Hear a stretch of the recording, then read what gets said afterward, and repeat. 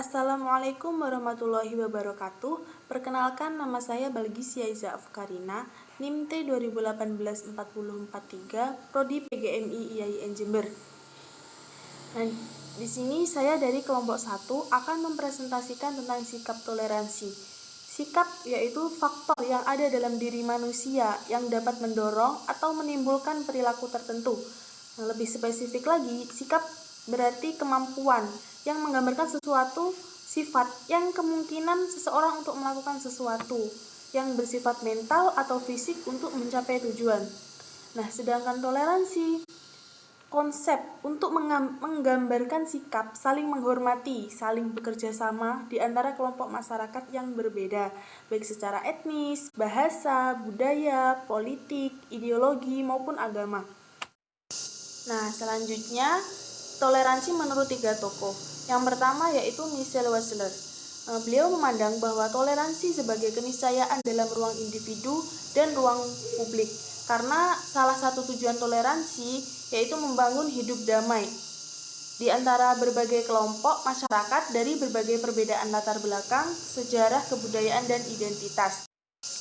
Menurut Max Isaac Diamond, toleransi yaitu segala pengakuan masyarakat yang majemuk yang mengakui perdamaian dan menunjukkan sikap atau perilaku yang tidak menyimpang dari aturan, serta menghargai atau menghormati setiap tindakan orang lain. Sedangkan menurut Johan Effendi, toleransi yaitu semua sikap menghargai kemajemukan. Nah, kemajemukan itu sendiri yaitu salah satu perbedaan antar setiap individu, mulai dari perbedaan agama, suku, dan beberapa perbedaan yang lainnya. Di sini saya mengambil surat Al-Kafirun, bahwa ayat 1-6 surat Al-Kafirun terdapat makna toleransi yang sangat indah dan adil, baik bagi umat muslim maupun non-muslim. Makna toleransi menurut surat Al-Kafirun yaitu kondisi di mana setiap umat beragama bebas menjalankan keyakinan dan kepercayaan masing-masing tanpa harus menerima paksaan maupun tuntunan untuk menyembah dan mengikuti kepercayaan serta agama orang lain. Sudah dijelaskan dalam surat Al-Kafirun bahwa dan aku tidak pernah menjadi penyembah apa yang kamu sembah, dan kamu tidak pernah menjadi penyembah Tuhan yang aku sembah. Untukmu agamamu dan untukku agamaku. Selanjutnya toleransi ala Nabi Muhammad SAW. Nah, Rasulullah adalah tokoh teladan terbaik dalam mengajarkan sikap toleransi kepada umatnya. Nabi Muhammad SAW mengajarkan sikap toleransi kepada sesama dengan lembut. Toleransi merupakan sikap untuk mengayomi orang-orang yang berbeda keyakinan dan kedudukan yang tidak menebar permusuhan. Nah, Rasulullah tidak hanya sebagai nabi, beliau juga kepala keluarga, panglima perang, dan kepala negara.